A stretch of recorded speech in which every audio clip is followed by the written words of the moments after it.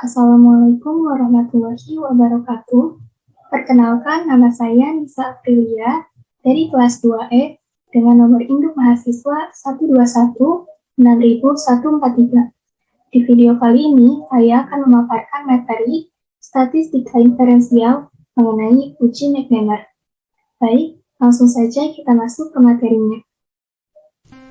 Nah, di sini ada teori dan juga definisi dari uji McNemar. Uji McNemar merupakan uji statistik dan parametrik yang menguji perbedaan pada rancangan dengan perlakuan sebelum dan sesudah. Pengujian ini bisa kita terapkan untuk data dikotomi berskala nominal. Uji ini diperkenalkan oleh Quinn McNemar, seorang profesor statistik dari Universitas Stanford pada tahun 1947. Uji McNemar sendiri didesain untuk data berpasangan yang bersifat nominal atau dikotomi, yaitu dua kejadian yang saling mutually eksklusif, seperti pada permukaan koin, jenis kelamin, dan sebagainya. Nah, asumsi yang digunakan pada uji ini adalah setiap N subjek atau N pasangan dari subjek yang sesuai menghasilkan dua nilai sebagai variabel yang berpasangan. Selanjutnya ada beberapa fungsi dari uji McNemar.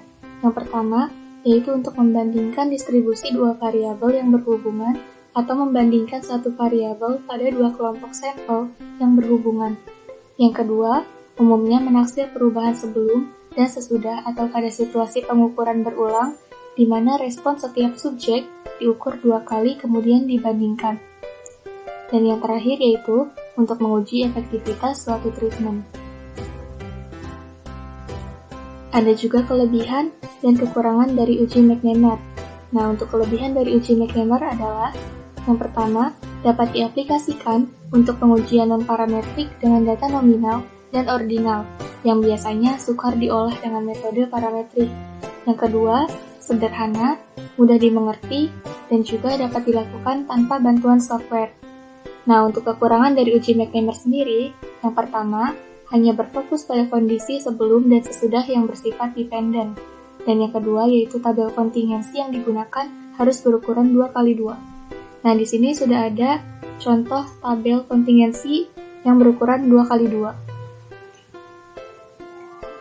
Untuk statistik uji McNemar dikembangkan dari uji chi-square. Nah, rumusnya seperti ini. Dengan OI adalah banyak kasus yang diobservasi untuk kategori KI, EI adalah banyak kasus yang diharapkan untuk kategori KI, sehingga statistik uji McNemar-nya seperti ini, yaitu chi-square sama dengan A min D min 1 dikuadratkan per A plus D. Mendekati distribusi chi-square dengan DD sama dengan 1. Nah, untuk kriteria ujinya, H0 ditolak apabila chi-square hitungnya lebih besar dari chi-square tabel, atau p-value-nya kurang dari alpha, dengan P adalah nilai peluang terkecil untuk menolak H0. Nah, di sini ada contoh soal dari uji McNemar menggunakan SPSS. Nanti jadi pengerjaannya akan kita gunakan program SPSS dan soalnya yaitu jam tidur yang sehat untuk manusia adalah pukul 10 malam hingga 6 pagi, selama total 8 jam. Namun tidak jarang orang memiliki kebiasaan jam tidur yang berantakan dan di luar waktu yang seharusnya.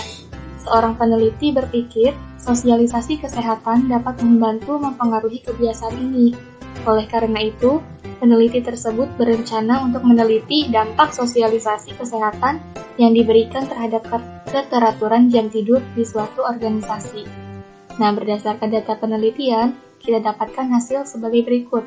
Nah, di sini hasilnya dalam bentuk tabel kontingensi berukuran 2x2.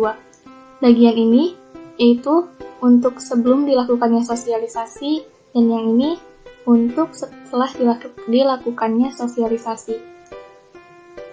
Nah, sekarang kita akan mengerjakan menggunakan program SPSS. Seperti biasa, langkah pertama yang akan kita lakukan yaitu mengisi kolom variabel Q. Nah, di sini kita akan isi sesuai dengan data yang kita punya tadi. Nah, setelah diisi, kolom nama kita isi dengan variabel sebelum, sesudah, dan juga frekuensi. Nah, untuk kolom label, kita gunakan untuk melengkapi kolom nama. Jadi, yang ini untuk sebelum sosialisasi, kemudian yang kedua untuk setelah sosialisasi. Selanjutnya, kita masuk ke values. Nah, untuk values kita isi seperti ini. nomor 1 untuk tidur normal, dan nomor 2 untuk tidur tidak normal. Kemudian kita klik OK. Nah, begitupun dengan variabel yang kedua. Kita isi nomor 1 untuk tidur normal, dan kedua untuk tidur tidak normal. Klik OK. Nah, untuk ini, kita isi dengan yang pertama nominal, ini juga nominal, dan yang ini scale. Nah, selanjutnya kita akan mengisi data view-nya. Nah, kita sudah mengisi data view sesuai dengan data pada tabel kontingensi yang kita punya tadi. Jadi, bentuk yang sebelum, sesudah, dan frekuensinya sudah lengkap. Nah, langkah selanjutnya yaitu kita masuk ke data, kemudian kita pilih weigh case. Nah, untuk selanjutnya kita pilih weigh case by frekuensi, kita pindahkan ke frekuensi variabel. Nah, setelah itu kita klik OK. Nah, selanjutnya kita klik Analyze, kemudian klik Non-Parametric Test, Legacy Dialog, dan To Related Samples. Nah, akan keluar seperti ini. Untuk variabel yang pertama, yaitu sebelum sosialisasi, kita masukkan. Dan variabel kedua, yaitu setelah sosialisasi, kita masukkan juga. Nah, selanjutnya, di sini kita centang untuk test type-nya menggunakan uji McNemar. Selanjutnya, klik OK. Nah, sudah keluar nih hasilnya. Di sini bisa kita lihat tabel sama ya seperti tabel kontingensi dari data yang kita punya tadi. Ada yang sebelum sosialisasi dan juga setelah sosialisasi. Dan untuk tidur normal dan tidur tidak normal. Dan frekuensinya juga sama. Nah, yang kita perlukan untuk analisis adalah ini, tes statistiknya, karena kita akan menilai apakah H0 ini akan diterima atau ditolak. Nah, di sini sudah disiapkan jawaban untuk soal tadi, untuk menentukan apakah terdapat perbedaan jumlah orang dengan jam tidur normal sebelum dan sesudah sosialisasi. Nah, di sini sudah kita siapkan jawaban dari soal tadi. Nah, untuk hasil statistik uji McNemar-nya kita pindahkan ke sini. Selanjutnya kita lihat hipotesis statistiknya. Di sini ada H0 untuk menyatakan bahwa tidak terdapat perbedaan jumlah orang dengan jam tidur normal sebelum dan sesudah sosialisasi. H1 terdapat perbedaan jumlah orang dengan jam tidur normal sebelum dan sesudah sosialisasi.